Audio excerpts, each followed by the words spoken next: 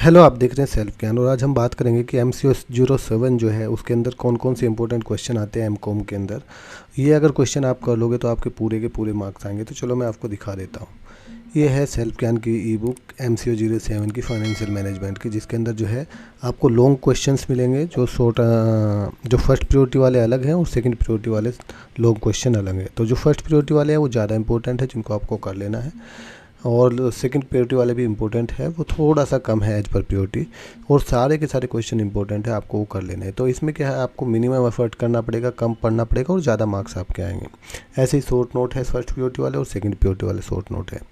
तो आपको जो है इनको करना है। मैं एक एक करके आपको क्वेश्चन बताऊँगा, आपको उनको करना है। अगर आप जो है इन क्वेश्चन को कर लगे तो बहुत कम इंपॉर्टेंट क्वेश्चंस को आपके ऊपर फोकस रहेगा, ओनली क्वेश्चंस और आंसर्स हैं, और आपके एग्ज़ाम के बेस पे है फुल्ली एग्ज़ाम के ऊपर। अगर 3 दिन आपको 2-3 दिन आपको उसको एग्ज़ाम से पहले पढ़ोगे तो पूरे मार्क्स आपके आएंगे।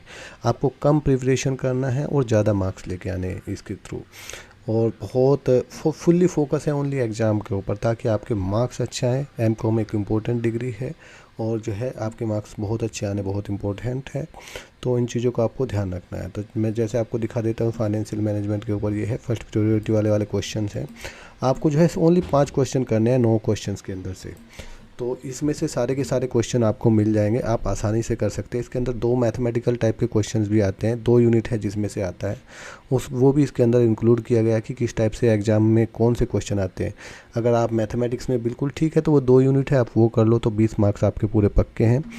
अगर आप नहीं कर सकते और मैथमेटिकल बैकग्राउंड आपका थोड़ा सा कम है तो आप उसको छोड़ भी सकते हैं, फिर भी आपको 8 क्वेश्चन में से 5 क्वेश्चन इसी बुक के अंदर से आपको मिल जाएंगे। तो चलो मैं आपको दिखा देता हूँ इसमें क्या करना है। तो फर्स्ट प्रायोरिटी वाला क्वेश्चन है, उसमें सबसे पहला आता है लीज फाइनेंसिंग के ऊपर। अलग अलग टाइप की लीज कौन कौन सी होती है, उसकी एडवांटेज क्या है, उसकी लिमिटेशंस क्या है। तो ये आपको फर्स्ट प्रायोरिटी वाला क्वेश्चन आपको करना है, ये क्वेश्चन नंबर 1 है। इसी तरीके से हम क्वेश्चन नंबर 2 की बात करेंगे। जो क्वेश्चन नंबर 2 इसमें है वो है explain the objective of credit policy. Credit policy के ऊपर आपको क्वेश्चन आता ही आता है एग्जाम में, बहुत इंपॉर्टेंट क्वेश्चन है।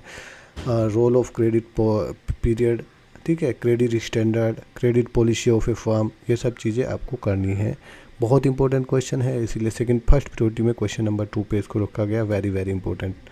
तो ये इसी के ऊपर फोकस करना है। आपको क्या करना है, एग्ज़ाम के ऊपर फोकस करना है, ताकि जो है जो क्वेश्चन एग्जाम में आने वाले अगर उसी के ऊपर आप फोकस करोगे तो आसानी से 2-3 दिन के अंदर आप इस कोड को क्लियर कर सकते हो, मैं इसकी गारंटी लेता हूँ।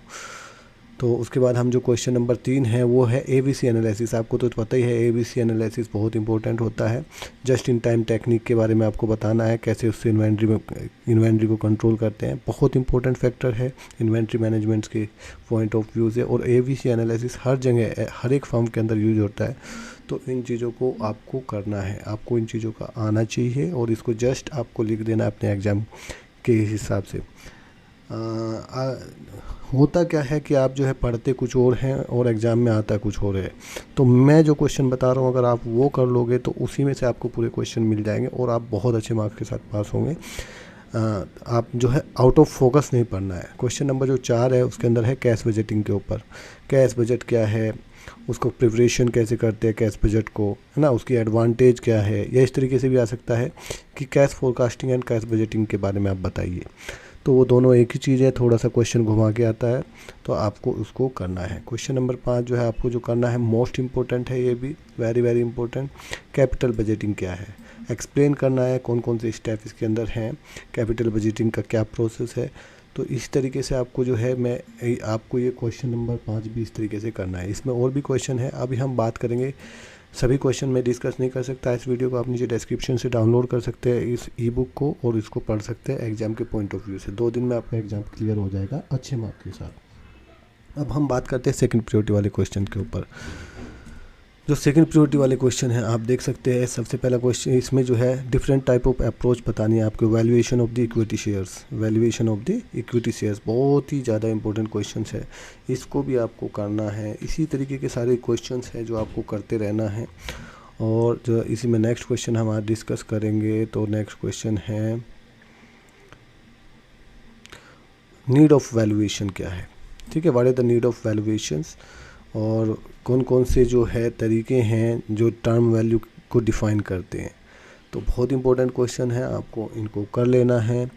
आप अपनी ई बुक से, अगर आपको टाइम नहीं है अपनी इग्नू की बुक से पढ़ने का, तो इसको ई बुक को नीचे डिस्क्रिप्शन से डाउनलोड कर सकते हैं। अगर कोई इशू आता है तो मेरे व्हाट्सएप नंबर भी है इसमें, वहाँ पे कमेंट कर सकते हैं। अब हम शॉर्ट क्वेश्चंस के ऊपर बात करेंगे।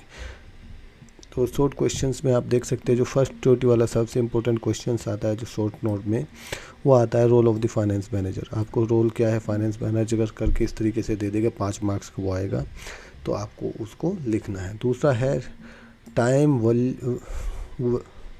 Value of money. ठीक है, तो ये टाइम वैल्यू ऑफ मनी क्या होता है उसके बारे में आपको डिस्कस करना है। इसी तरीके से है डिविडेंड पॉलिसी। डिविडेंड पॉलिसी को हम क्वेश्चन में ऊपर डिस्कस कर चुके हैं, इसीलिए लिखा है कि हम इसको ऊपर डिस्कस कर चुके हैं। तो ये भी शॉर्ट नोट में आता है। जितने भी क्वेश्चन ऊपर दिए गए हैं वो शॉर्ट और लॉन्ग दोनों में आ सकते हैं, बहुत ही इंपॉर्टेंट है। और आपको मैं गारंटी देता हूँ कि आपके अच्छे मार्क्स आएंगे इस तरीके से। अगर आप अपने एग्ज़ाम को क्लियर करेंगे, पढ़ेंगे, 2 दिन भी पढ़ेंगे इस बुक को, तो आप अपने एग्ज़ाम में आसानी से क्लियर करेंगे। और एक्स्ट्रा चीज़ें पढ़ने की बिल्कुल भी ज़रूरत नहीं है, सारे के सारे क्वेश्चन इसी से आपको मिल जाएंगे। आशा करता हूँ कि आपको ये वीडियो अच्छा लगा होगा। अगर आपको ये वीडियो अच्छा लगा है तो प्लीज़ लाइक करें, शेयर करें अपने फ्रेंड्स के साथ, ताकि उनको भी इसका बेनिफिट हो। Thank you.